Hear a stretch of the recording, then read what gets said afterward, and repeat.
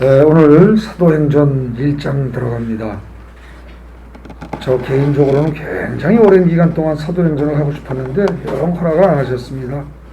그러다가 오늘 1장 들어가는데 모르겠네요. 앞으로 계속 이어지게 하실지 어쩔지. 근데 1장을 하면서 제가 참 난감했습니다. 사도행전 1장을 읽으시면 무슨 느낌이 와요? 감동이 있습니까? 이 사도행전 1장이요. 제가 읽었을 땐 별 감동이 없었어요. 왜 그럴까요? 여러분들 펴보십시오. 자, 사도행전 1장이 어떻게 되죠? 시작이 어떻게 돼요?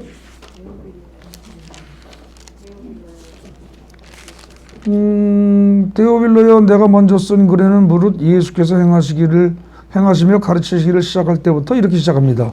데오빌로여 그래요. 여러분들 이제 성경을 좀 읽어보신 분은 압니다. 데오빌로여 하고 시작되는 이것이 지금 사도행전도 그런데 누가복음을 봐도 데오빌로라는 이름이 나오죠.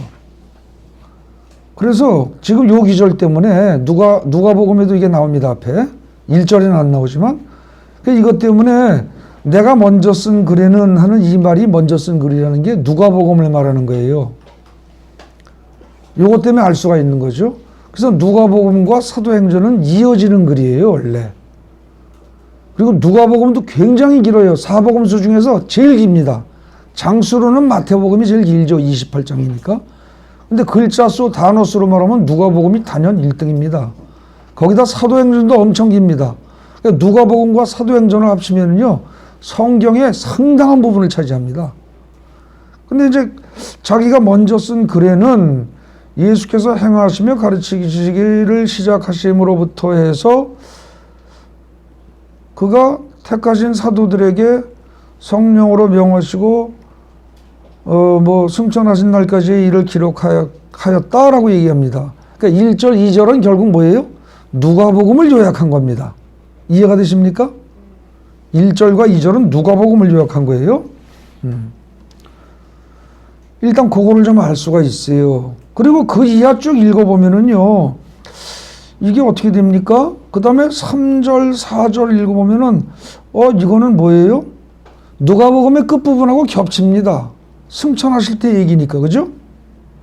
승천하실 때 얘기니까, 실제로 누가복음의 끝장을 보면은 그 부분하고 내용이 겹친다고요.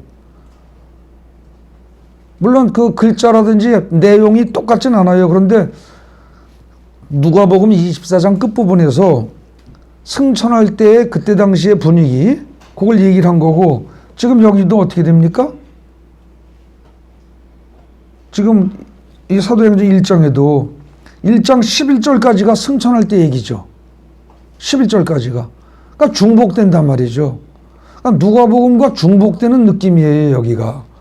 그리고 그 다음에 12절부터 해서 유다 대신에 마띠아를 세우다. 그래서 이렇게 쭉 나와 있는데, 유다 대신에 세운 마띠아라는 인물이 그 이후에 성경에 나와요, 안 나와요? 안 나와요. 그 다음에 그때 그 마띠아 말고 또 한 명 후보자가 있었죠. 12제자로 뽑히는 중에 후보자가 또 있었어요. 그게 뭐라고 했습니까? 거기 몇 절에 나오죠? 그 사람에 대해서? 몇 절이요? 23절에 보면은 하나는 바사바라고도 하고 별명이 유수도고 그 다음에 요셉으로 불리는 사람이에요. 그러니까 이름을 세 가지로 얘기한 겁니다. 세 가지. 네. 바사바, 유수도, 요셉 같은 사람이 얘기하는 거예요. 근데 이 사람의 이름에 대해서 세 번씩이나 설명을 해놓고도 이 사람도 안 나와요. 그래 놓고서 그 다음에 그럼 뽑힌 마띠아는 그 다음에 성경에서 나오느냐? 마띠아가 나중에 사도행전 어디 가서 복음을 전하고 하다가 순교했다더라. 그런 말이 없어요. 그런데도 이걸 길게 써놨어요. 그러고서 제비 뽑아서 12 그 사람 중에 한 명으로 다시 12번째로 들어갔다. 그 얘기하고 끝나버려요. 별로 이렇게 썩 즐겁지 않은 얘기입니다. 더군다나 거기에 보면 뭐예요? 배반한 가룟 유다 얘기가 길게 나왔으니까. 높은 데서 떨어져서 배가 터져가지고 창자가 깨져서 죽었다. 이런 얘기까지 나오고 하니까 별로 즐겁지 않은 얘기가 나온다는 거죠. 그러니까 사도행전 1장은요, 문맥상으로 생각하면 길게 나올 이유가 없어요. 왜냐하면 이미 누가복음에서 누가복음 24장 가보세요. 거기 뭐라고 되어 있습니까? 24장 끝부분에 가면은 이미 성령이 오실 것이다 기다려라는 얘기가 24장에도 나온다니까요. 나오고 승천하는 것까지 얘기가 나왔어요. 그래서 제자들이 승천하는 것까지 보고서 맨 끝절에 보면 어떻게 되어 있어요? 그들이 늘 성전에서 하나님을 찬송했다고 그랬어요. 성령이 임하기를 기다리면서. 그죠? 그 얘기 다 해놓고, 근데 사도행전에서 뭐하러 그 얘기는 또 반복해서 하며, 그 다음에 별로 즐겁지 않은 가룟 유다가 배 터져 죽고 한 그 얘기 막 길게 하고, 다른 사람 뽑았다고 했는데 뽑은 사람에 대해서 그 이유도 별로 나오지도 않은 사람 얘기를 했단 말이죠. 그러니까 이게 재미가 없는 거예요. 무슨 뜻인지 모르겠어요. 의미가 안 들어와요. 그래서 제가 하나님 이게 도대체 무슨 뜻입니까? 제가 보기에는 절 보고 사도행전을 쓰라고 할 것 같으면 1장은 차라리 빼버리고 그냥 2장부터 들어가겠습니다. 그렇잖아요. 누가복음에서 이미 성령이 오실 것이다. 너희 기도하고 있어라. 그랬더니 얘네들이 늘 찬송하고 있었다. 그랬으면은 그 다음에 2장으로 가서 뭐예요? 오순절날이 이름에 이렇게 직접 들어가도 된단 말입니다. 그럼 1장은 별로 있을 필요가 없다는 거죠. 근데 성경이 있을 필요가 없는 그런 내용을 이렇게 길게 써요? 그런 일은 없습니다. 반드시 뭐가 있어요. 근데 그게 안 잡히는 거예요. 그러니까는 이 사도행전 1장을 읽어도 제 마음에 느낌에 뭐가 오는 게 없어요. 와서 닿는 감동이 없단 말이죠. 그러니까 이걸 설교로 할 수가 없어요. 물론 뭐 주석 써보고 다른 사람들 저거 한 거 참고해가지고 그냥 지식으로 학문으로 그냥 대충 쪼고쪼고 뭐 어려운 말 설명하고 할 수 있어요. 근데 그렇게 해가지고는 그거는 아니란 말이죠. 그러니까 내가 중요하게 생각했던 질문이 뭐냐면 성령님 이 사도행전 1장은 어찌 보면 생략해도 좋은데 뭐하러 쓰셨습니까? 여기서 말하고자 하는 게 뭡니까? 에? 말씀하시고자 하는 뭐가 있지 않겠습니까? 이러고 이제 계속 질문했던 겁니다. 그런데 도통 모르겠더라고요. 어제 저녁까지도 모르겠어요. 그래서 그냥 가르쳐 주시겠지 그러고 어제 그냥 일찍 잤어요. 진짜로. 뭐 맨날 하나님이 아침에 가르쳐 주시니까 그냥 일찍 푹 잤죠. 뭐. 어젯밤에는 모처럼 자리에 누워서 실컷 잤습니다. 여지없이 아침에 5시 반쯤에 깨워가지고 가르쳐 주시는데 한마디로 1장은 뭐다? 여러분들 제목에 뭐라고 되어 있죠? 영적인 결혼 준비다. 영적인 결혼 준비다 그러시더라고요.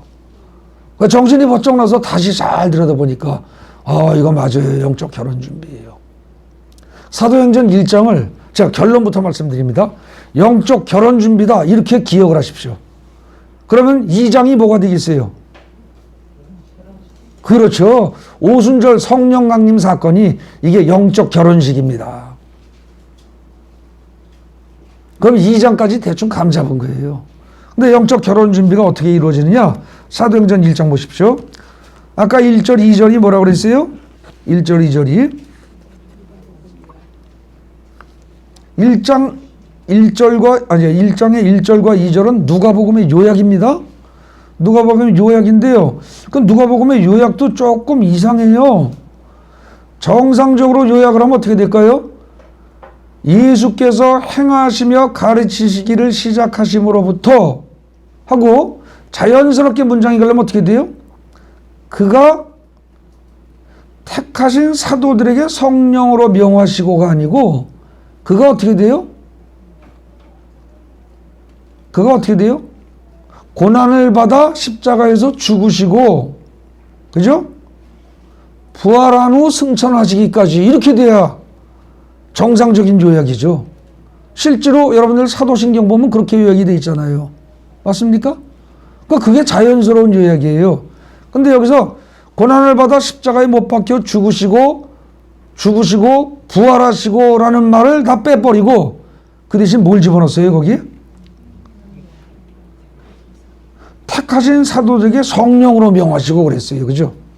그럼 이 말은 일반적인 요약에서 들어갈 부분을 과감하게 생략하면서 이걸 그 자리에 집어넣었다는 얘기는 이게 굉장히 중요하다는 얘기입니다. 그죠?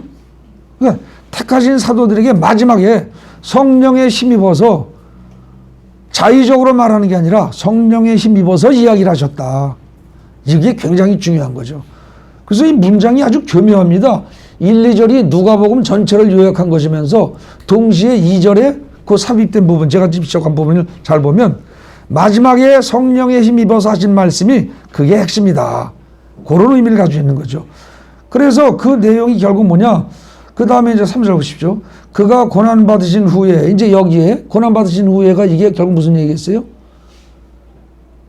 십자가에 달리기 전에 고난받고 그 다음에 죽고, 그죠? 십자가의 죽음을 겪고 그 얘기겠죠. 고난받으신 후에 그들에게 확실한 많은 증거로 친히 살아계심을 나타내서 그랬어요. 그러니까 지금 여기서는 십자가의 죽음을 강조하는 거예요? 부활을 강조하는 거예요? 부활을 강조하는 겁니다. 그러니까 사복음서까지는요, 대부분 어떻게 돼요? 십자가의 죽음을 굉장히 강조합니다. 분량이 많아요. 근데 사도행전부터는 이제는 부활입니다. 이제는 부활의 예수를 얘기하는 거예요. 전체적으로 그렇게 갈 거라는 이걸 갖다가 이 말에서 이미 풍기고 있는 겁니다. 다만 우리가 눈치가 없어서 읽어도 깨닫는 눈이 없어서 이걸 못 보고 못 뛰게 될 뿐이지. 그래서 이미 2절, 3절에서부터 성령이라는 단어가 나오고 성령에 의해서 성령이 말씀하시고 등등 뭐 등등 이렇게 하면서 성령 쪽으로 이야기가 하고 부활한 예수에 관한 얘기가 나온다는 거죠. 그 다음에 거기서 40일 동안 그들에게 나타나셨다. 그럼 이건 무슨 얘기예요? 부활하신 게 사실이란 얘기죠. 그죠? 분명한 사실이란 뜻이에요. 하루 이틀 사시면서 보여준 거 아니다. 40일 동안 그들에게 보이셨다. 그러면서 하나님 나라의 일을 말씀하셨다.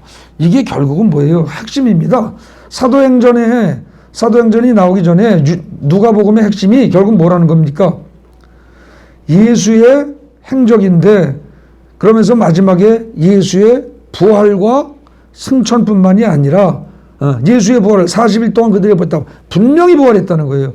그리고 하나님 나라의 일을 말씀하셨다.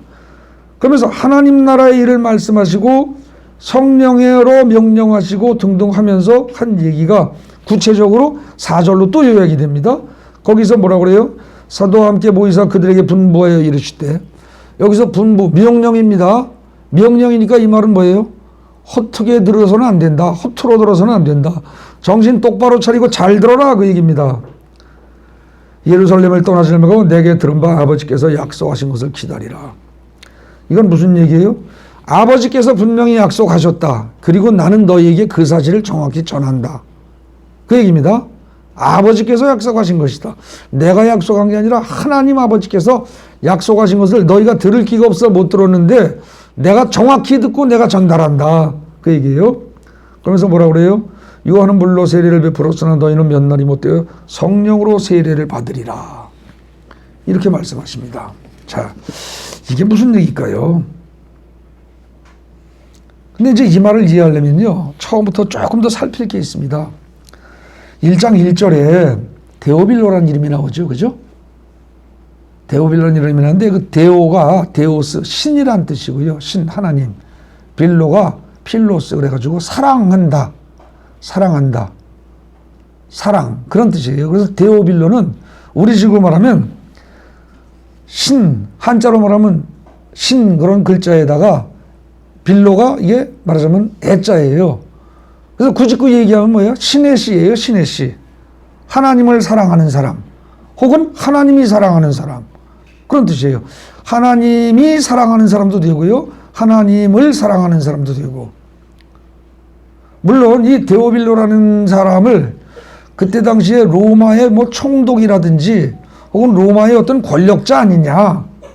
그래서 누가 그때 당시에 뭐 많은 학자들은 이렇게 설명을 합니다. 그때 당시에 무슨 책을 쓰면 높은 사람한테 그 책을 이렇게 드리는데 그때 드릴 때 누구에게 드립니다는 책 글을 맨 앞에 쓴다는 거예요. 그러면서 데오빌로라는 높은 사람에게 이 책을 드립니다 하고 누가가 쓴 것이다. 이렇게 해석을 합니다. 그런데 누가복음은 굉장히 사실적으로 쓴 책이거든요. 그래가지고 누가복음 앞에 보면 역사적 인물들이 쭉 나옵니다. 근데 그건 역사상 증명이 돼요. 실제 인물들이에요. 근데 이 데오빌로에 대해서는 만큼은 누군지 확인할 수가 없어요. 실제 인물이 아니에요. 그래서 이게 뭐 확인이 안 됐을 뿐 실제로 있었던 인물이다라고 말할 수도 있겠죠. 로마의 거의 한 총독급에 해당되는 아주 높은 사람이다. 이렇게 볼 수도 있을 거예요. 근데 그렇게만 보기에는 조금 애매한 게 있다는 거죠. 왜냐하면 우리말로는 데오빌로 각하에게 이런 식으로 누가복음 번역했는데 각하라는 단어는 없어요. 그 대신 뭐라고 하면 지존이신 데오빌로에게 이렇게 돼 있어요. 마치 참 이게 좀 좋지 않은 비유인지 모르겠지만 북한에서 지금 김정은한테 지존이라는 표현을 쓰죠.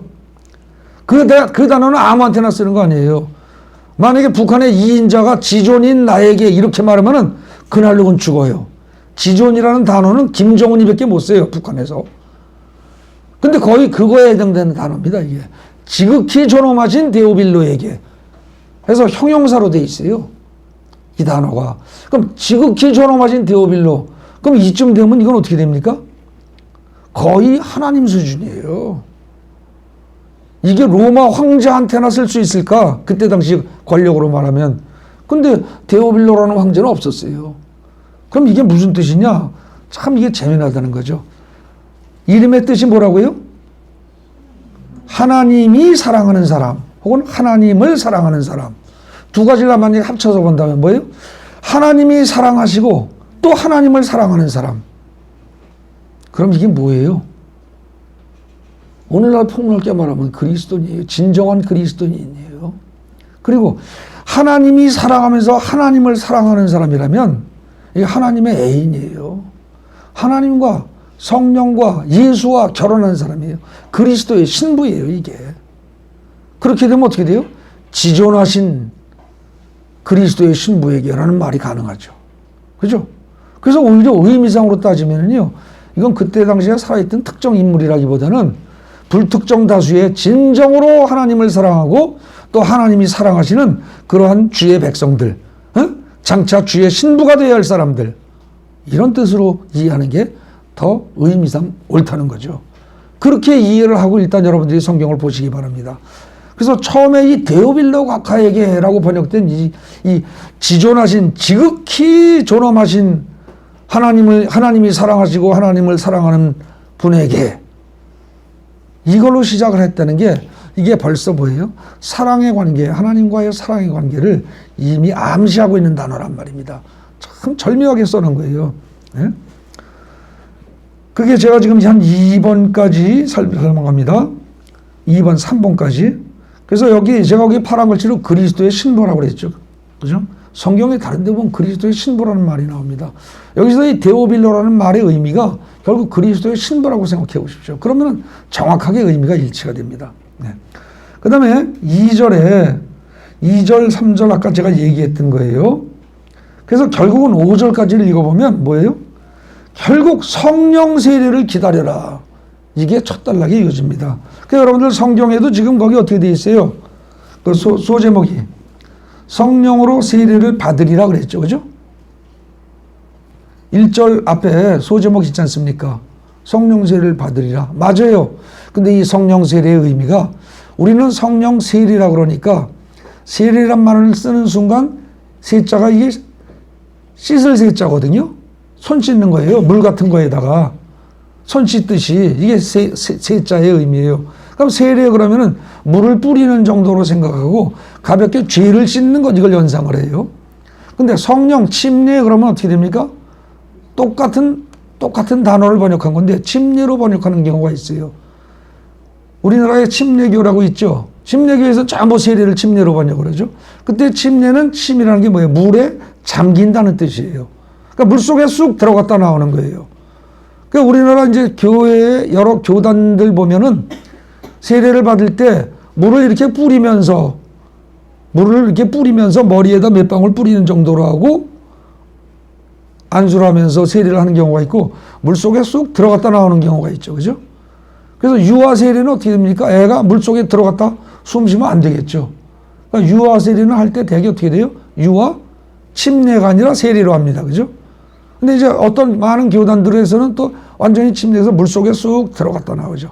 물속에 들어갔다 나온다는 건 무슨 뜻이에요? 세례는 죄를 씻는다는 의미가 강한 것이고, 침례는 완전히 죽었다 살아난다는 뜻입니다. 죽었다 부활한다는 뜻이에요. 그렇기 때문에 사실 번역을 어느 쪽으로 했다고 해서 틀리다고 할 수는 없지만, 굳이 얘기하면 그 세례 혹은 침례로 번역된 베프티즘이라는 단어가 밥티조라는 단어가 침례로 번역하는 게 좀 더 나을 수 있습니다. 근데 침례로 번역을 하면 우리는 어떻게 되느냐? 생각이 물속에 들어갔다 나왔다, 죽었다 살았다. 그냥 그걸로만 생각을 한다는 거죠. 근데 사실 사도행전 1장에서 말하는 이 성령 세례는 바로 뭡니까? 성령과 하나가 되는 겁니다. 성령이 와 계신데 그 와 계신 성령이 지금도 성령님이 이 세상에 와 계세요. 와 계시고 그 성령은 바람 같은 분이에요. 어디서 와서 어디로 가는지 알지를 못해요. 그러니까 성령으로 거듭난 사람도 표시가 안 나요. 딱히 증거가 없어요. 뭐 성령으로 거듭난 사람은 뭐 날개가 달린다든지 후광이 비친다든지 안 보여요. 그런 거. 표가 안 납니다.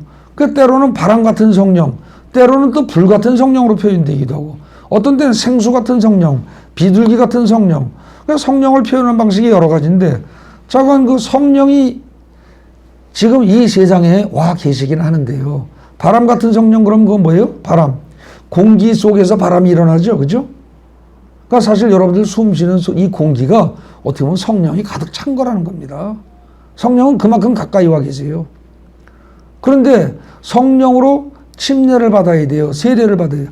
세례를 받는다면 성령으로 인해서 죄가 다 씻겨나가고 성령으로 인해서 그 전에 내 자아가 다 죽어나가고 다시 거듭나고 그리고 그 성령이 내 안에 들어와서 나와 하나가 되는 겁니다. 하나가 되는 것. 성령이 내 안에 들어와서 나와 하나가 된다. 성령과 결혼하는 겁니다. 그래서 그야말로 그리스도의 신부가 되는 거예요. 여러분들 성경책을 대충 전체를 딱 펴놓고 찬송가 빼고 중간쯤을 잡아보시면 아가서가 나옵니다. 아가서. 그 아가서가 그야말로 아가, 베이비에 관한 기록은 아니죠. 그때 그 아가라는 말이 아름다울 아자에다 노래 가자예요. 가장 아름다운 노래 그런 뜻입니다. 가장 아름다운 노래. 근데 그 내용을 읽어보면은요 처음부터 아주 그 불타는 사랑, 정말 열렬한 사랑. 그 사랑한 지 오래된 사람은 기억도 안 날 만큼.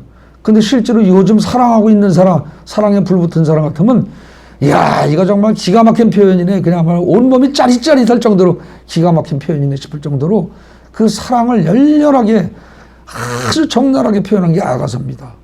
근데 거기서 얘기하는 그 사랑이 그게 결국 뭐냐. 하나님과 우리가 합일되는 거거든요. 하나가 되는 거예요. 그 성경은 하나님과 우리가 하나가 된다는 걸 무지무지하게 강조하고 있습니다. 여러분 성전이라는 거 있죠. 하나님이 계시는 성전. 그것도 구약부터 역사를 쭉 보십시오. 그럼 어떻게 돼 있어요? 맨 처음에 출애굽할 당시에 하나님은 맨 처음에 어디 나오셨어요? 어디 계셨어? 시내산 꼭대기에 계셨죠. 거기 천둥과 벼락과 막 불이 번쩍번쩍하고 검은 구름 속에서 그 속에서 불이 번쩍번쩍 하는데 그 근처의 산에 언저리까지만 가도 어떻게 돼요? 다 죽어요. 그럴 만큼 장엄하고 엄청난 하나님이 나중에는 어떻게 됩니까? 시내산 꼭대기에 계시다가 성막을 만든 다음에 성막으로 내려오시죠. 성막으로 내려서 이스라엘 12지파가 진을 치고 잘 때 그 가운데에 계십니다. 사람들 사이에. 근데 그때도 그 성막에 들어가는 건 모세밖에 못 들어가요. 딴 사람들은 죄가 있어서 거기 들어갔다 즉사해버립니다. 그 모세만 들어가고 나중에 대제사장이 들어가고 모세 이후에 그죠? 대제사장이 들어가고 그렇게 하다 나중에 솔로몬 성전에 와가지고는 어떻게 됩니까? 솔로몬 성전에 와서는 하나님이 훨씬 더 가까우셔서 누구든지 이 성전에 와서 기도하는 자의 기도는 다 들어주겠다고 하십니다. 솔로몬이 그렇게 해달라고 기도를 하고 하나님이 들어주신다고 약속을 하시고 그렇게 하고서 그 이후에 성전에 계시던 하나님이 결국 신약시대에 와서는 어떻게 돼요? 신약시대에 와서는 교회와 함께 계십니다. 그러면서 심지어 예수님은 뭐라고 그래요? 누구든지 내 이름으로 두세 사람이 모인 곳에는 내가 너희와 함께 있으리라 이러십니다. 맞습니까?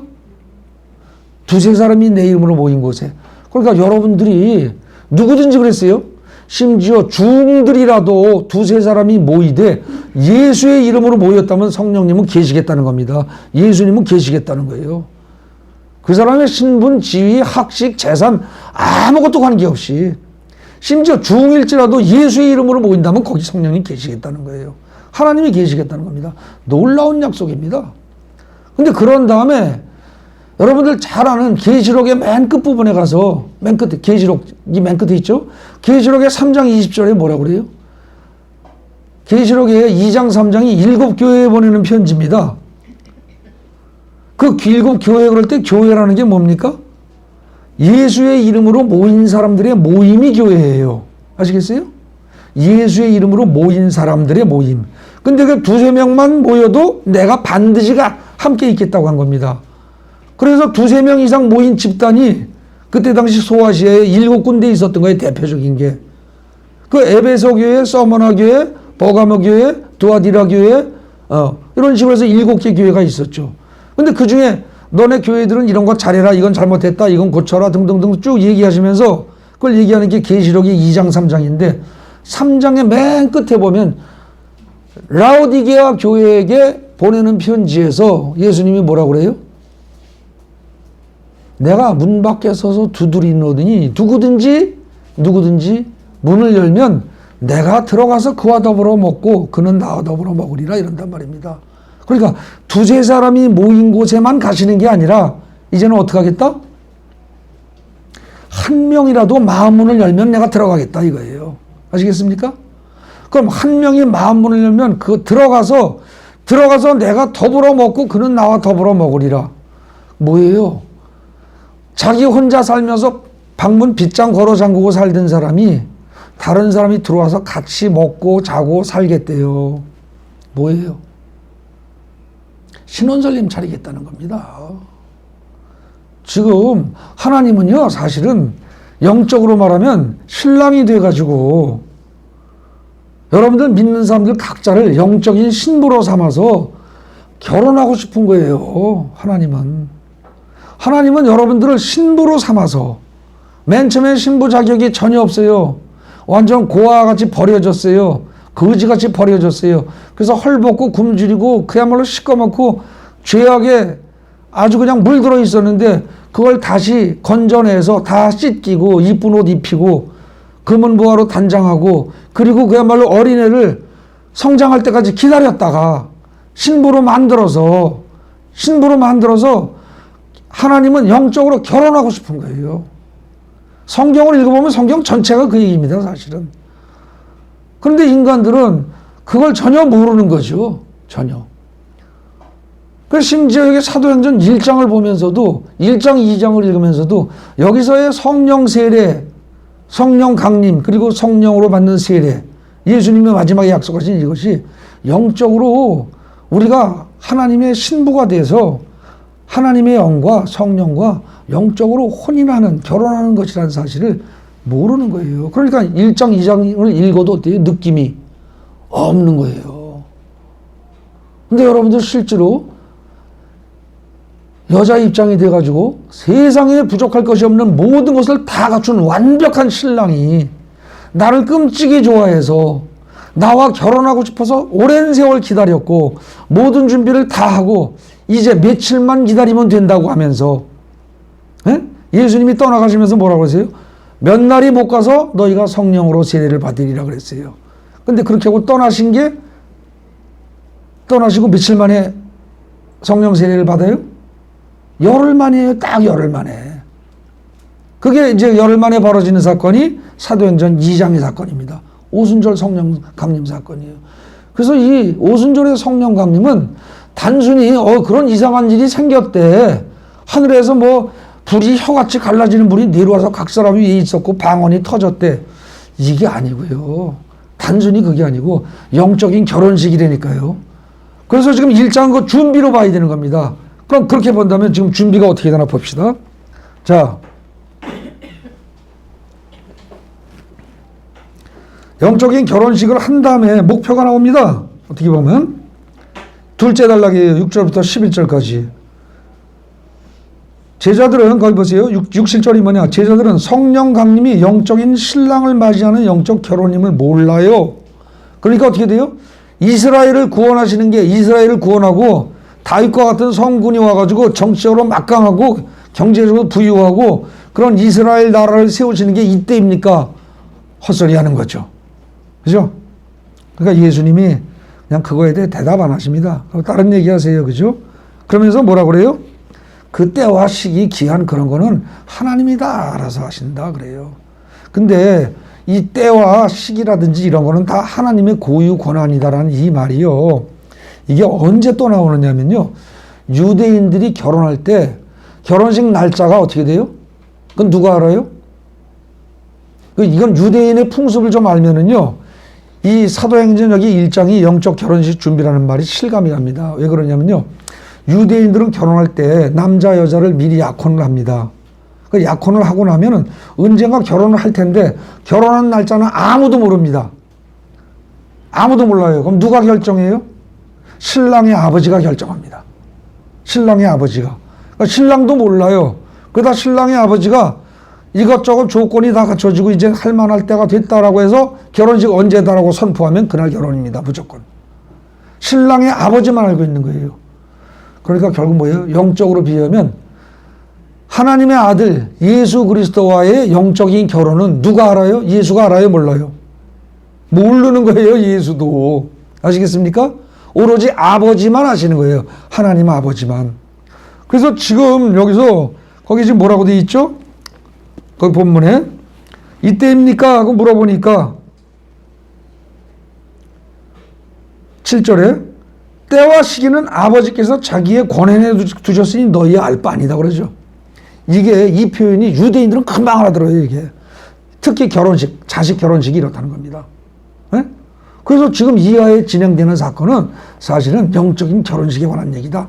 이걸 갖다가 알아들을 수 있는 사람은 알아들어라. 교묘하게 아주 기가 막히게 지금 얘기를 하고 있는 겁니다. 네. 그래서 일단 목표가 영적 결혼식인데 하는 이 일이 그것이 어떻게 되느냐 순서가 있습니다. 1장 8절 그 요약한 거 보세요. 성령이 임하시면 권능을 받고 내 증인이 된다. 결혼식을 하면 성령이 임하시는 게 결혼식 하는 거예요. 결혼식을 하게 되면 어떻게 돼요? 일단 여러분들 결혼하기 전에는 신랑의 재산이 내 거예요? 아니에요? 아니에요. 그죠? 신부 거 아니에요. 근데 일단 결혼을 하고 나면 신랑의 재산은 거의 내 재산과 같아요. 그래서 권능을 당연히 받아요. 그런 다음에 어떻게 돼요? 그러면 그 권능 받은 권능 가지고 뭐 하느냐? 목에 힘주고 큰 소리 치고 살라는 얘기냐? 그게 아니고 내 증인이 되라. 예수의 증인이 되랍니다. 이거 잘 아셔야 돼요. 그래서 성령이 임하지 않고는 아무 일도 일어날 수 없다는 겁니다. 성령 세례를 받지 않고는 아무것도 못해요. 이거 굉장히 중요한 거예요. 그리고 성령 세례를 받지 않고도 내가 뭔가 하겠다고 전도하겠다, 선교하겠다, 뭐 하겠다 막 이래요. 전만의 말씀. 에너지 낭비고 시간 낭비입니다. 그냥 푹 쉬세요. 주무세요. 그냥. 그리고 만약에 기도해야 한다면 뭐예요? 오직 성령 세례를 받는 거예요. 성령과 결혼하는 거예요. 성령과 하나가 되는 거예요. 이걸 기도해야 합니다. 이거를. 그렇게 되면 권능은 저절로 오게 됩니다. 그런 다음에 권능이 막 이게 뭐예요? 권능이 막 근데 만약에 나타나지 않았다. 그럼 뭐예요? 성령 세례 아직 뭐 못 받았다는 얘기예요. 안 그래요? 아니면 받았는데도 불구하고 써먹을 줄 모른다는 얘기예요. 내가 부잣집 신랑하고 결혼을 했어. 내가 여잔데 그 자동차 받았어. 눈에 보여. 근데 자동차 키를 꽂고 자동차 운전할 줄 모른다는 얘기예요. 이미 받은 것도. 그러면 내가 뭔가 결함이 있는 거야. 내가 뭔가 부족한 거고 정신 차리라는 얘기예요. 권능이 나타나지 않는다? 성령이 임한 것인지 아닌지를 의심해 볼 필요가 있어요. 여러분들 전부 다 나는 구원받았다? 착각하시면 안 돼요. 절대 착각하시면 안 돼요. 난 교회 다니니까 구원받았다? 천만의 말씀. 내가 직분이 뭐가 되니까 구원받았다? 아니에요. 절대 아니에요. 그게 어디 아니란 얘기가 어디 나와요? 마태복음 25장에 나와요. 열처녀 비유 있죠? 열처녀 중에 5처녀는 기름을 준비했고 5처녀는 준비하지 못했어요. 마지막에 문이 닫힐 때 어떻게 돼요?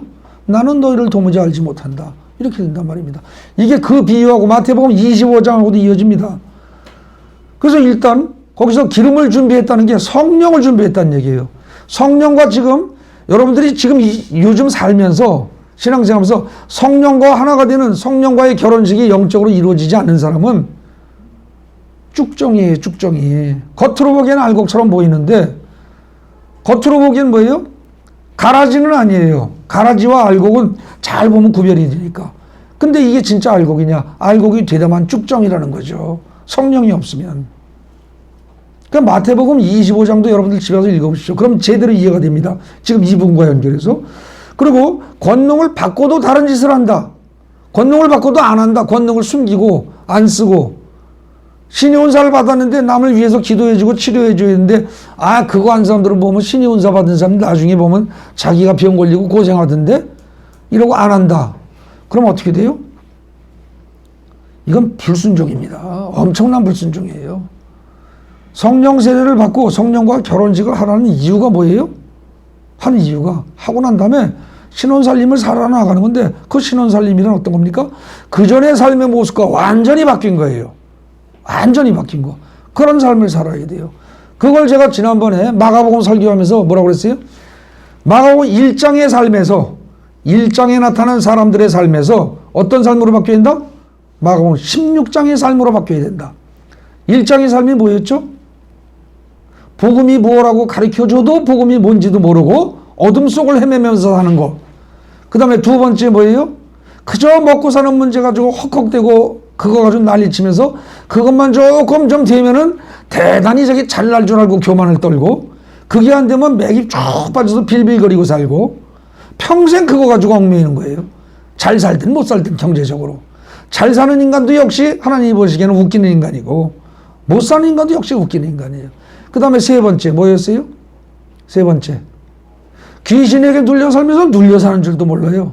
내 속에서 분노가 팍팍 솟아오르고 교만이 막 솟아오르고 미움, 시기, 질투, 원망이 막 솟아오르고 열등감이 솟아오르는 그것이 사실은 마귀한테 눌려서 그런 건데 그걸 전혀 모르고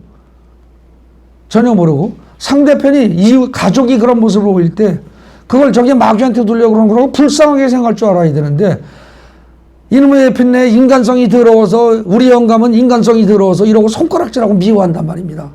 그 자체가 자기도 마귀에게 눌리는 건데 그걸 모르고 산다는 거예요. 그 다음에 또 마지막에 뭐예요? 그냥 병들어서 눌리고 살면서 그건 다 노화 현상이에요. 늙으면 다 그래요. 이러고 병들어서 고생하다가 죽는 걸 당연하게 여긴다는 거죠. 그런 식의 삶이 마가복음 1장에서 말하는 삶인데 그거는 성령을 신랑으로 모시지 못한 사람들의 삶이라는 겁니다. 그게. 근데 지금 사도행전에 1장과 2장에서 말하는 성령을 신랑으로 모시는 사건, 성령 세례, 혹은 성령 침례, 성령 강림, 이 사건이 있고 나면 그 다음에 어떻게 돼요? 있고 나면 지금 말한 것처럼 권능을 받아요. 그죠? 오직 성령이 너에게 임하시면 그 다음에 너희가 뭐랬어요? 권능을 받고 그랬죠. 권능을 받으면 마가복음 16장 끝부분에서 말하는 17절 18절에서 말하는 뭐예요?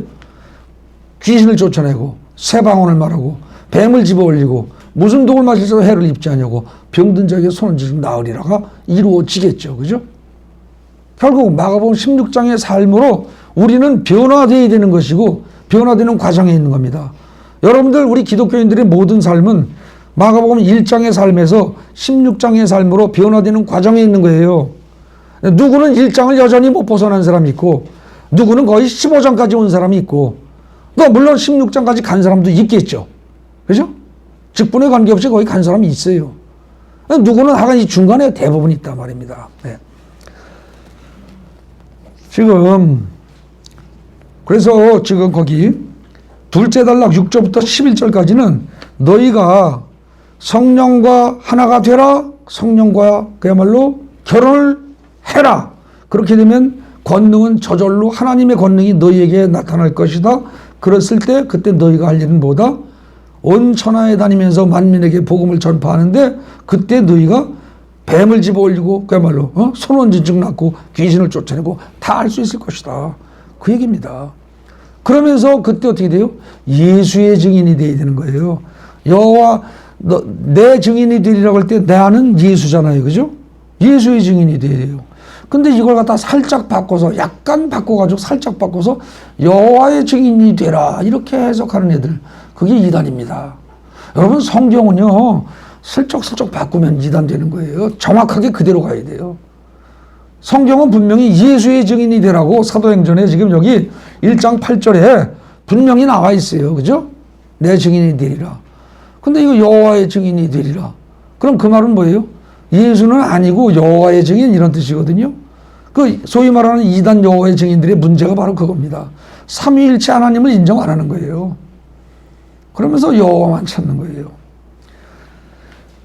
이슬람교 마찬가지입니다. 이슬람교. 예수를 인정하지 않는 거예요. 그리고 하나님만 인정하는 거예요. 근데 지금 성경은 분명히 뭐라 그래요? 사도행전 여기 1.8절은 분명히 여호와의 증인이 아니라 나 예수의 증인이 되라 이 얘기를 하는 거죠. 그래서 이제 준비를 해야 됩니다. 결혼식 준비를 해야 돼요. 영적 결혼식. 첫 번째 준비가 뭡니까? 첫째. 여러분들 그 주보에 요약해놨죠. 오로지 기도에 힘쓰답니다. 지금 거기가 12절부터 해서 단락이 12절부터 해서 현재 성경에 어떻게 되어 있습니까? 12절 단락이 끝까지 가는 걸로 되어 있죠. 근데 요거는요, 한글 성경에서 단락을 이렇게 나눠놨는데, 여기 헬라어 단락을 보면요, 더 쪼개집니다. 더 쪼개지고, 꼭 일치하지 않는데, 그때 자를 때 어떻게 되냐, 제가 보기에 한 번 더 자르는 게 좋습니다. 어디에서? 12절 단락에서, 어디까지? 12, 3, 4절까지. 그러면 그 15절에 단락 갈라진 표시 있죠? 그거 맞아요. 그렇게 갈라놔야 돼요. 그리고 15절에서 소제목을 하나 더 붙이는 게 아마 맞을 겁니다. 그래서 12, 3, 4절을 요약하면 어떻게 돼요? 12, 3, 4절.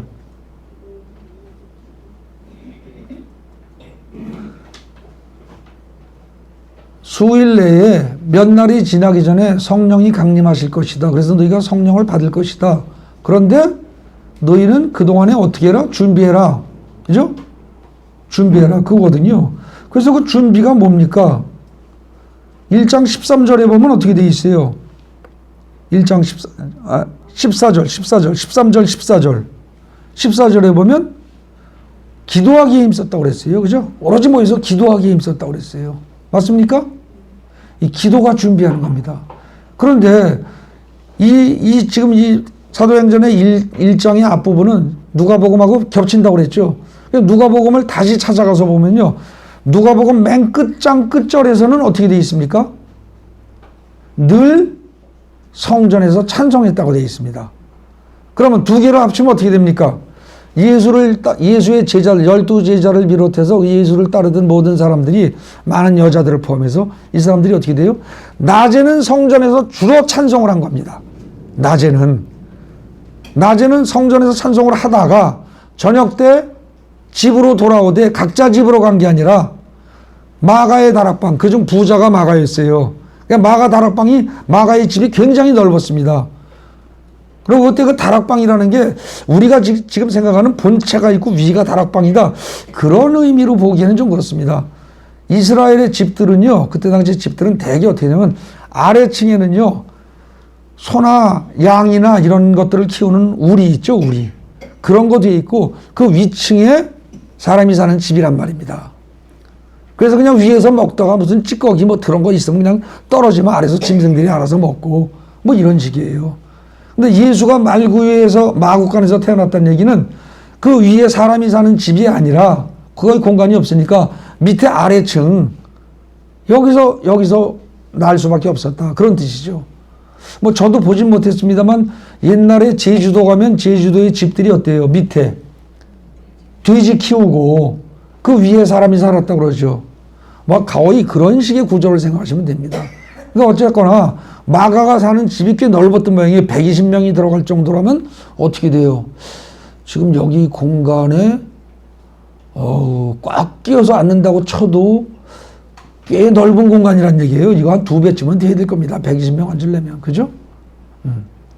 그 정도 공간을 가진다고 하면 부자죠. 그러니까 어쨌거나 마가의 다락방에 저녁 때는 모여서 거기서 같이 기도한 거예요. 낮에는 성전에 가서 계속 찬양하고 주로 찬양을 하고 저녁 때는 모여서 계속 기도하고 그거를 갖다가 한 열흘쯤 했는데 드디어 열흘 만에 그리고 예수님이 부활 승천하고 나서부터 승천 후부터는 열흘이고 부활하신 것부터 해서는 뭐예요? 50일 만에 오순절에 그때 성령 강림 사건이 벌어진 거죠. 그래서 여러분들 성령 강림, 성령 세례를 받을 첫 번째 조건이 뭐예요? 기도입니다. 근데 이때 무슨 기도했겠어요?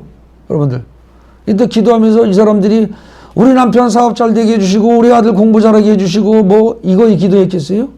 아니에요. 마지막에 예수님이 뭐라고 그랬어요? 몇 날이 못 가서 너희가 성령으로 세례를 받으리라 라고 하셨기 때문에 이때는 오로지 뭐예요?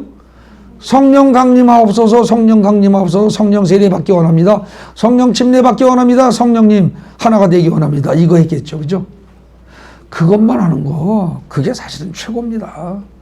여러분들 오늘날에도 다른 기도하지 마세요.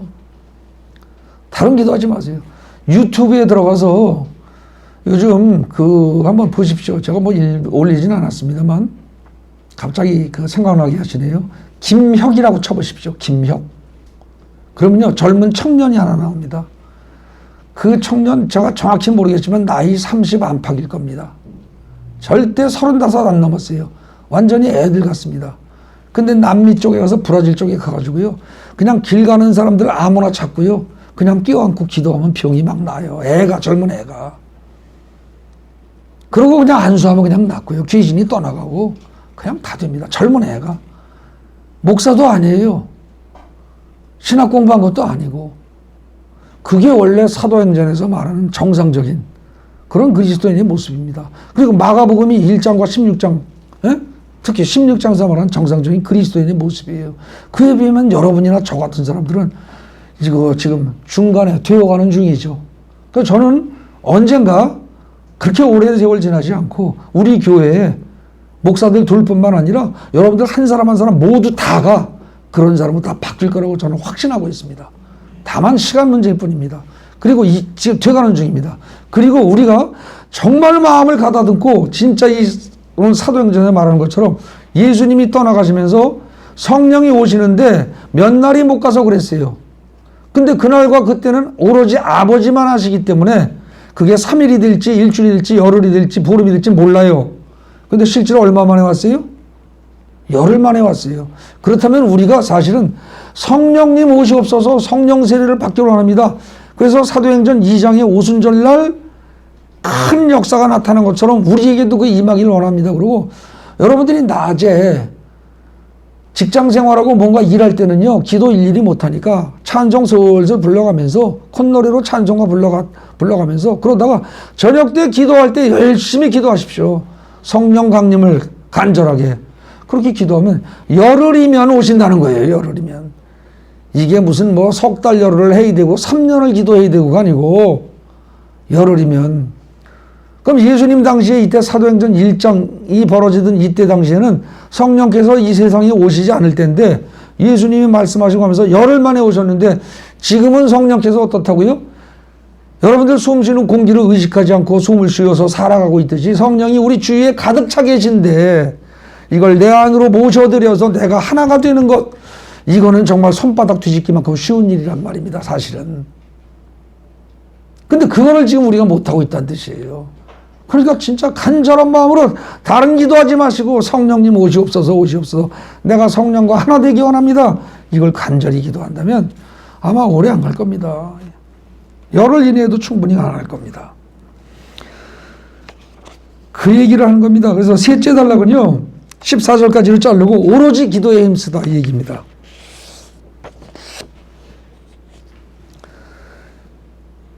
이 성령으로 세례받는 거 이게 그 뒷장 보십시오. 2번 성령으로 세례를 받는다. 이 말이 성령과의 영적 결혼식을 의미하는데 이거는 뭐예요? 성령 세례는 거. 성령을 영적으로 내 남편으로 모셔야 되는 일이고 영적 신혼 살림을 시작하는 거예요. 그래서 성경은 많은 곳에서 사랑과 연애 및 결혼에 관한 이야기를 비유적으로 계속 던집니다. 계속. 아가서 전체가 아까 말한 대로 이게 그리스도와의 우리와의 사랑을 갖다가 비유적으로 표현한 것이고 그 다음에 우상숭배를 영적 간음이라고 표현하는 것들이 예레미야라든지 에스겔, 호세아에 수두룩하게 나옵니다. 그죠? 다른 우상을 섬기는 거, 그건 간음이다. 아주 단호하게 얘기를 하죠. 예. 그리고 또 마태복음 25장에서 등불과 기름을 준비한 5 처녀의 이야기. 그죠? 5 처녀는 준비하고 5 처녀는 준비하지 못했다. 이게 바로 뭐예요? 성령을 지금부터 모셔드려서 내가 성령과 하나가 돼서 살아가는 사람은 마지막 재림 심판 때 어떻게 돼요? 아무 탈 없이 천국으로, 영원한 천국으로 들어가는 겁니다.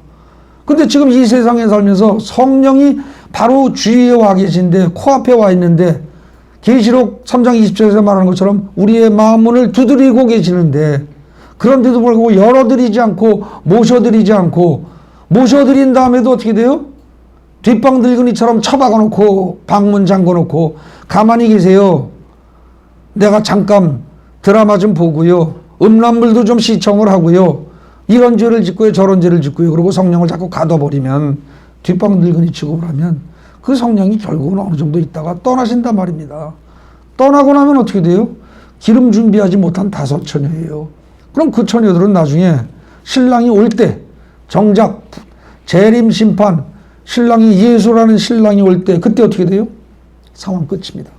끝난 거예요. 그때 가서 기름을 갖다 좀 나눠달라? 나눠줄 수 있는 종류의 기름이 아닙니다. 아시겠어요? 그러니까 지금 이 사도행전은요, 1장은 대충 읽어보면은 아주 뭐 그냥 누가복음에 그냥 뒷부분 좀 요약 정리하고 2장의 준비로도 별 볼 일 없이 대충대충 쓴 것 같지만, 이게 마태복음 25장하고도 연결이 되고 성경 전체에 예수를 하나님을 사랑하는 것과 우상 숭배하는 것, 이 문제가도 쭉 연결이 다 된다는 거죠. 네. 그 다음에 보십시오. 네 번째 단락이 15절부터입니다. 15절부터. 거기가 무슨 얘기가 나오죠? 11사도만 남았어요. 한 명이 떨어져 나갔어요. 가룟 유다가. 그죠? 비참하게 죽었어요. 결국 뭐예요?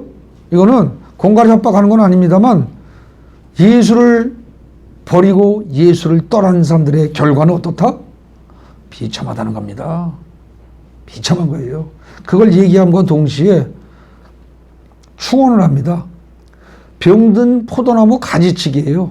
가룟 유다가 떨어져 나갔어요. 그죠? 그래서 그 가지는 어떻게 돼요? 완전히 잘라버려야 돼요. 병든 가지는 잘라야 됩니다. 네. 과감하게 자르지 않으면 병이 퍼질 수가 있죠. 그죠? 그래서 한 명을 완전히 잘라냅니다. 이름에서 제외해버려요. 그리고 가지치기를 하고 새로운 멤버를 모셔드립니다. 근데 그 모실 때 어떻게 돼요? 제비 뽑기를 하죠. 사람이 뽑는 거 아니에요. 이게 이래서 사실은 어때요? 엄밀히 말하면 이거 오늘날 장로 뽑을 때 어떻게 해야 돼요? 엄밀히 말하면 성경대로 하면 이거 선거하면 안 됩니다. 성경대로 하면. 선거하니까 어떻게 돼요? 선거운동 벌이죠. 그 다음에 친인척 인맥관계로 가죠. 어느 교회든지 가보면은요, 아주 엄청난 수천 수만 명 되는 교회 아닌다면은 대개 어떻게 됩니까? 가족들, 일가 친척들이 교회에 모이게 돼 있습니다. 여기서도 지금 자기 혼자만 달랑 와서 앉아 있는 사람 많지 않아요. 그죠? 그리고 여러분들이 전도하다 보면 예를 들어서 부부가 나온 사람들은 어떻게 돼요? 나중에 자녀들이라든지 형제들이라든지 부모, 형제, 일가 친척들 데리고 오기가 쉽단 말입니다. 그러니까 어느 교회 가든지 간에 일가 친척들이 모인 그 소그룹 집단들이 있습니다. 근데 그런 속에서 여러분들 장로 뽑는다고 해보세요. 내 친척 뽑지. 그죠? 근데 그렇게 하는 거 아니라는 거예요, 성경은. 지금 어떻게 했어요? 거기서 읽어보십시오. 거기 뭐라고 되어 있어요? 모든 사람의 마음을 아시는 하나님, 그런 표현이 나오죠. 찾았어요? 어디 나옵니까? 성경에, 자, 몇 절이죠? 19절? 아닌데? 24절. 24절에 보세요. 그들이 기도하여 이르되 뭇사람의 마음을 아시는 주여, 이 두 사람 중에 누가 주님께 택하신 바가 되어? 이렇게 나오잖아요. 그죠? 뭇사람의 마음을 아시는 주. 근데 이거는 사람들의 마음을 알기 때문에 하나님이 택한다, 이런 뜻이 아니라 그 사람들의 두 사람의 마음을 알기 때문에 둘 중에 택한다가 아니고요. 모든 사람의 마음속을 다 들여다보시는 하나님의 뜻이에요. 그죠? 그러니까 사람의 사람됨을 다 아시는 하나님이에요. 그런 당신이 보기에 누가 좋은지 하나님이 택하십시오. 근데 그 뜻을 우리가 직접 알 수 없기 때문에 우리는 어떻게 한다? 제비뽑기로 하겠다는 거예요. 제비뽑기는 어찌 보면 우연이죠. 맞죠? 제비뽑기는 우연이에요. 어찌 보면. 근데 그 우연도 하나님이 다 주관하신다는 거예요. 인간이 보기에 우연이지 다 하나님이 주관하신다는 겁니다. 그렇게 해가서 뽑았더니 어떻게 돼요? 마띠아가 뽑혔대요. 마띠아가. 그래서 마띠아로다가 12번째 사도 대신 집어넣은 거예요. 그럼 끝났다는 겁니다. 이게 결국 뭐냐면 교회라는 집단의 그 조직에 더러운 가지치기예요. 유다 완전히 잘라버리고 이름까지 빼버리고 그리고 새로운 사람으로 하나님이 원하시는 사람으로 집어넣은 겁니다. 그죠? 사람이 원하는 사람이 아니에요. 아시겠죠? 이렇게 해서 말하자면 교회의 기틀을 마련하는 겁니다. 이게. 결국은요, 이게 뭐냐면은 영적 가지치기를 맨 처음에 그러니까 성령 세례를 받고 우리가 진짜 성령 세례를 받으려면 어떻게 해야 한다? 첫째, 기도해라. 찬양하고 기도해라. 그죠? 그 다음에 두 번째 뭐다? 가지치기에서 버릴 거 버려라 이겁니다. 그럼 여러분들 개인으로 말하면 여러분들 개인의 삶에서 영적으로 가지치기 할 것들이 뭐가 있습니까? 많은 경우에 알코올 중독, 담배 중독, 가지치기 할 가지 중에 하나입니다. 그죠? 음란물 중독 역시 마찬가지입니다. 꼭 그것만이 아니라 TV, 드라마, 각종 중독들 핸드폰만 가지면 몇 시간씩 밤을 새고 몰두에 들어가는 거 다 중독입니다. 다 가지치기 할 대상들입니다. 그런 것들 다 잘라버리고 낮에 일을 하면서든 뭐 하면서든 찬송 계속 부르고 저녁 때 일정한 시간 딱 잡아서 계속 기도하고 그렇게 하면 짧으면 열흘 길면 그거보다 조금 더 갈 수는 있겠지만 오래지 않아 성령 감림한다는 겁니다. 성령이 여러분들에게 폭포수같이 부어진다는 거예요. 사도행전 2장에 나온 것처럼 불길 같은 성령이 여러분 각자의 머릿속에 머리 위에 임하고 그러고 나면 어떻게 돼요? 생각지도 않은 방언이 터져버리고 심각한 그야말로 상상할 수 없는 그런 변화가 일어난다는 거죠. 지금 그 얘기하는 거예요. 자, 그래서 지금 우리 성경에는 3단락까지 되어 있는데 15절부터를 4단락으로 보십시오. 4단락으로. 그래서 그 두 번째 준비하는 거예요. 근데 이제 여기서 또 좀 생각할 게 뭐냐면 여러분들이 바사바라면 어땠을까요? 어떨 것 같습니까? 두 사람 중에서 떨어졌어요. 그럼 어떠겠어요? 아무렇지도 않아야 됩니다. 아무렇지도 않아야 돼요. 거기서 됐다고 해서 대단한 것도 아니고요. 됐다고 해서 훌륭한 것도 아니고 하나님이 택하신 거예요. 여러분들 이게 이 대한민국 교회가 아주 제가 좀 표현이 뭐지만 정말 썩었어요. 썩은 게 뭐냐면은 교회에서 장로쯤 되면은요 대단히 잘난 줄 알고 목에 힘을 줘요. 근데 장로는요 지금 거기 성경 본문에 나오지 거기 봉사라고 거기 보시오 뭐라고 돼 있어요? 봉사와 및 사도의 직무라는 말이 25절에 나오는데 그때 그 봉사가 무슨 뜻이에요? 점잖게 봉사하는 게 아니고요. 주인이 식사를 할 때 옆에 서가지고요. 그대로 서 있다가 주인이 물을 마셨다 그러면 가서 딱 따라 놓고 뭐가 휴지가 필요하다 그러면 휴지 집어드리고 그 앞에 휴지 놨다고 해서 집어 쓰세요가 아니에요. 냅킨 이거 딱 갖추고 나이프 떨어뜨렸다 그러면 즉시 가서 들어다가 드리고 자기는 배가 고파도 하나도 안 먹고 완전 종이 하는 일이에요. 이 봉사라는 단어 자체가 종으로서의 일이란 뜻이거든요. 근데 그거 하기 위해서 장로 뽑는 겁니다. 사실은. 근데 이게 뭐 장로나 목사도 마찬가지예요. 장로나 목사쯤 되면 대단한 벼슬한 걸로 생각들을 하는데 엄청난 착각이에요.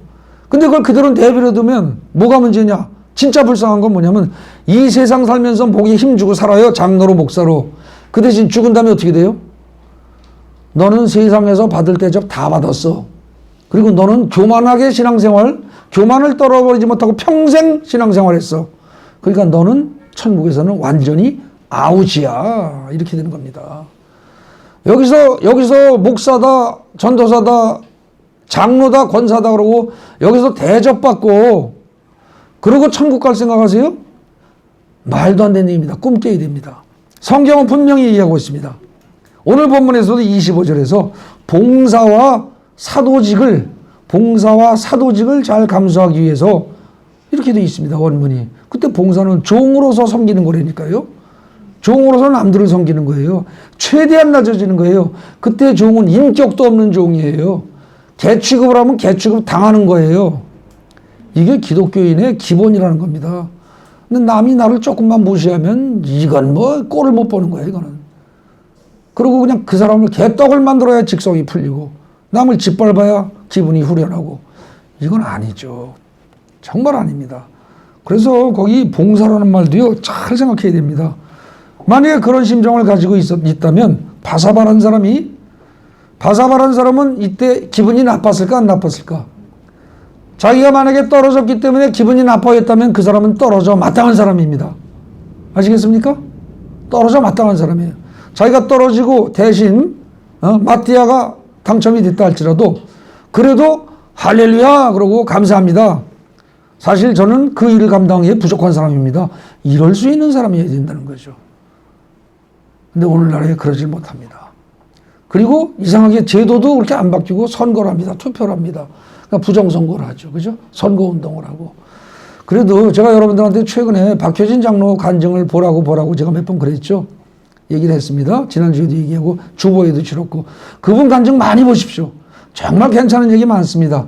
일반 목사들이 설교하는 것 말고 진짜 감동적으로 우리에게 깨달음을 주는 게 많습니다. 근데 그 중에 하나가 79표 얘기 나오는 거 있습니다. 자기 장로로 피택될 때 청송 그 교도소에 그 교도관으로 가가지고 그 근처에 교회를 나가서 몇 년 있다가 딴 교회로 가야 될 자기 입장이기 때문에 거기서 장로가 된다는 건 될 수가 없는 거죠. 그런데 장로 대상에 올라가지고서 투표를 했더니 맨 처음에 한 명은 확실하게 됐고 2명을 뽑아야 되는데 2명인가? 3명 뽑아야 되는데 한 명은 뭐 아주 압도적인 다수로 됐고 나머지가 표가 다 분산된 중에 지가 하나 낀 거예요. 그래서 맨 처음에 너 대표나 받았는데 둘 중에 또 누굴 장로로 할 것이냐 뭐 이러고 하는데 하나님이 나중에 어떻게 해요?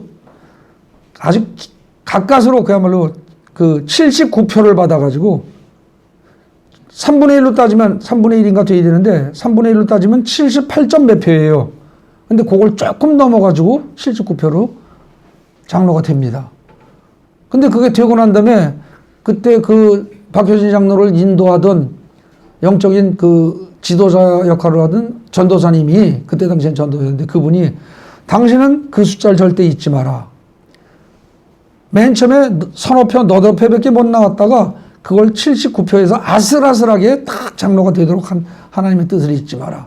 너는 장로 될 자격이 있어서 된 게 아니라 은혜로 된 거다. 그래서 자기는 그 이후에 지금까지도 79라는 숫자를 잊지 않고 산다는 거예요. 그쯤 돼야 장로입니다. 그쯤 돼야. 아, 참. 지금 우리 교회는 장로가 안 계시니까 이게 설교하기가 되게 편하네. 근데 여기 장로가 있어도 전 똑같이 할 겁니다. 역시 똑같이 합니다. 뭐 제가 장로라는 말을 써서 그렇지 권사님들도 똑같은 거고 저 뒤에 목사님 계시지만 허성 목사님이나 나까지 포함해서 똑같이 하는 얘기입니다. 장로라는 말만 썼을 뿐이지 다 똑같은 거예요. 교회에서 중직자가 됐다고 목에 힘주면은 그 사람은 여기서 목에 힘주고 살다가 나중에 죽어서는 나중에 반드시 어떻게 돼요? 천국은 못 갈 가능성이 더 커집니다. 네. 유학 결론 보겠습니다. 맨 마지막에 누가복음과 사도행전은 결국 어떻게 했냐? 하나님이 사랑하시고 또한 하나님을 사랑하는 가장 고귀한 분에게 올리는 편지 이런 형식을 갖추고 있는 겁니다. 즉, 곧 성령 세례를 받고 성령과 동행할 성령의 신부 여러분들이에요. 우리는 곧 성령 세례를 받고 성령과 동행할 사람들이고 그죠? 그럼 성령님의 영적 신부라는 거예요. 그럼 우리 그리스도인들에게 올리는 편지입니다. 이거는. 그러니까 사도행전 1장은요. 단순히 예수의 승천 후의 사건을 기록한 거 아니에요. 아주 엄청난 깊은 뜻이 있는 거죠. 네. 이는 성령 세례를 위한 준비 과정. 뭐예요? 성령 세례를 반드시 받아야 한다. 그건 너희들도 원해야 할 일이고 너희들가 별로 그것의 필요성을 못 느끼고 중요성을 못 느끼는데 하나님은 어떻게 해요? 예수님은 너희보다 1000배나 만배나 그야말로 이 세상 만들 때부터 아담이 죄를 진 그때부터 해서 성령 세례를 부어 주어서 그들 내부에서 너희들 자신과 나 성령이 하나가 되기를 간절히 바란다. 그야말로 여러분들을 영적인 신부로 삼아서 장가들기를 하나님은 엄청나게 원하신다는 거예요. 예수님은. 예. 그러니 너희도 그 사실을 깨닫고 성령 세례가 얼마나 귀하고 중요하시고 것이고 좋은지를 알고 받을 준비를 해라. 성령과의 결혼식 준비를 해라. 근데 그 결혼식 준비가 뭐다? 크게 두 가지다. 하나는 뭐예요? 찬송과 기도. 그죠? 기도예요, 기도. 누가복음까지 연결시키면 찬송과 기도고, 또 하나가 뭐예요? 가지치기 해라. 버릴 것 버려라. 아시겠습니까? 그렇게 하고 계속 그거 가지치기해서 버릴 것 버리면서 찬송과 기도 계속하면 그 다음엔 어떻게 한다? 하나님이 불과 몇 날이 못 가서 열흘이면 성령으로 퍼부어주실 것이다. 그러고 나면 너희의 신분은 어떻게 된다? 마가복음 1장의 삶의 모습에서 16장으로 완전히 뒤집어져 버린다. 완전히 바뀌어 버린다. 그 다음에 그때 정말 힘차게 신나게 성령과 동행하면서 사는 삶. 그게 인간이 살아야 할 삶이다. 그런데 그것이 만약에 되지 않고 맨날 먹고 사는 것에 시달리고 질병에 시달리고 그러면서 귀신에 눌린 줄도 모르고 눌리면서 그 옆에 사람하고 싸우고 지지고 먹고 잘난 척하고 뭐 돈 조금 권력 조금 가지면 그거로다가 큰 소리 치고 이 짓하고 살면서 복음을 들어도 무슨 의미의 복음이 하나도 즐겁지도 않은데 이렇게 사는 인생들, 그건 뭐예요? 그게 바로 어떻게 보면 지옥이다. 그거에서 건지기 위해서 나 예수가 왔다. 성경 전체가 하는 얘기가 그겁니다. 부디 이 말씀 잘 깨달으시기 바랍니다. 맨 끝에 보겠습니다. 여러분들 어떻습니까? 성령과의 결혼식 준비 하고 계십니까? 성령과 결혼할 준비돼 있어요? 성령과의 결혼이라는 생각도 못하고 살았습니다. 많은 경우에. 그죠? 그냥 성령 세례 안 받아도 살 수 있다고 생각하고 사신 분들이 많을 겁니다. 반드시 받아야 합니다. 반드시. 제가 이렇게 얘기를 하니까 제가 이제 대충 이런 얘기를 하겠다고 하면서 아까 오다가 저희 집사람한테 사도행전 1장은 성령과의 결혼식 준비야. 내가 그랬더니 무슨 얘기냐. 그래서 대충 간단히 얘기를 했더니 그래도 결혼을 안 좋게 생각하는 사람도 있을 텐데 그러더라고요. 듣고 보니까 맞아요. 그런 사람 있을 수 있어요. 그죠? 근데 그거는요, 세상에서 불완전한 인간들이 모여서 만나서 사는 결혼일 때 결혼 후에 문제가 생기고 어쩌고 저쩌고 뭐지 어쩌고 이런 것이지. 그렇기 때문에 결혼 안 하고 살겠다 소리도 나오는 것이지. 천지를 창조하신 하나님의 영과 내 영이 영적으로 결혼을 한다면 그 다음엔 어떻게 돼요? 세상의 모든 잡귀신들은 전부 뭐예요? 그냥 벌레 같은 거예요. 그냥 발뒤꿈치로 그냥 집 밟아버리면 문드러져 나가요. 그만한 권력을 가지고 부족한 게 없이 가장 완벽하게, 가장 행복하게, 영혼육 모두가 가장 완벽하고 행복하게 살 수 있는 게 성령과의 결혼인데 그걸 왜 거부하겠어요? 그죠? 거부할 이유가 없어요. 정말 기쁘고 반갑고 좋은 일입니다. 사도행전 1장을 여러분들 다시 보시고 또 2장까지 읽으시면서 이번 주 안으로 가능하면 찬송하고 기도하고 나 버릴 거 다 버림으로써 여러분들에게 진정으로 성령과 결혼하는 그런 이번 한 주가 되길 바랍니다. 기도하겠습니다. 참 좋으신 하나님 아버지 감사합니다. 감사합니다. 감사합니다. 주여 사도행전 1장에 숨겨져 있는 깊은 뜻을 깨닫게 해주니 감사합니다. 그 말씀대로 아버지 이번 주 내내 우리가 기도하고 기다리면서 그리고 내 속에 버릴 거 다 버리면서 이번 주 안으로 성령과 직접 하나가 되는 영적 결혼식이 이루어지는 그런 한 주가 되게 하옵소서. 예수님 이름으로 감사드리며 기도 올립니다. 아멘.